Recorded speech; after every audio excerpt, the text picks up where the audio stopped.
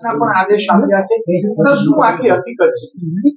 એમાં લોકમુખે તથા મીડિયા આઉટલેટ્સથી આજે સમાચાર મળે છે કે ત્યાં પેટ્રોલનો જથ્થો હતો એ દિશામાં પુરવઠા તંત્રને તપાસનો આદેશ આપેલું છે. એ લોકોએ ત્યાં સ્થળ વિઝિટ કરી છે તથા એફએસએલ સાથે પણ એ લોકો સંપર્કમાં છે. એમાં જે રીતે એફએસએલમાંથી રિપોર્ટ વગેરે આવશે એ લોકો પોતાનો અહેવાલ જે છે ઇન્વેસ્ટિંગ ઓથોરિટીઝને સોંપશે.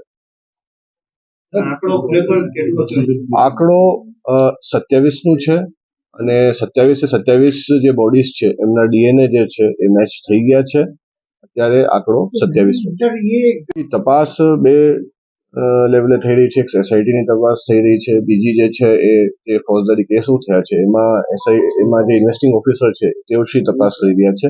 તપાસ હાલમાં ચાલુમાં હોય એ બાબતે કંઈ કહેવાનું ઉચિત નથી. સર, પુરવઠા વિભાગને આપે તપાસ જે સોંપી છે પેટ્રોલને લઈને, એ તપાસ ક્યાં સુધી અથવા તો સ્થળ તપાસ કરી છે? જી, એ લોકોએ સ્થળ તપાસ કરી છે અને પોતાનું જે અહેવાલ છે એ લોકો એફએસએલ સાથે અને એ બધું ટેલી કરી એ લોકો ઇન્વેસ્ટિંગ ઓફિસરશ્રીને આપશે. સર, એક બોટલ નાની એવી લેવા જાય તો પેટ્રોલ મળતું નથી, પણ આટલું બધું પેટ્રોલ આવ્યું ક્યાંથી, એ કોઈ તપાસ થઈ છે અત્યાર સુધી? જી, એ જ પુરવઠા વિભાગ તપાસ કરી રહ્યું છે.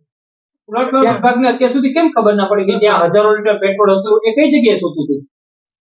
એ બધી દિશામાં તપાસ ચાલુ છે. સર, પુરવઠા વિભાગની જવાબદારી આવે તો પુરવઠા વિભાગ શું તપાસ કરશે? પોતાની સામે થોડી તપાસ કરશે. હા, અત્યારે એમાં જે વાત છે જથ્થાની એ બધું એસર્ટન ફેક્ટ્સ તો કરવા પડે, કારણ કે હવે કેટલો હતો, કારણ કે મોસ્ટ ઓફ બધું બદલી ગયું છે એટલે એમાં એ બધા પાસાઓને ધ્યાને લઈ એ લોકો મૂળમાં જથ્થો હતો કે નહીં? I think we are repeating the same thing.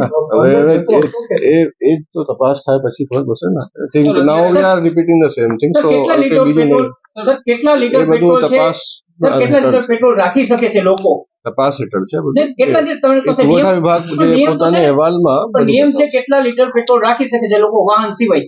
એ પુરવઠા પોતાના નિયમો છે કે આટલા લીટર પેટ્રોલ રાખી શકે એવું પુરવઠા તંત્ર જે છે એ આપને જવાબ આપી સર, 4 શકશે. વર્ષથી એનું પુરવઠા વિભાગ ચાલે શું છે. કરતું?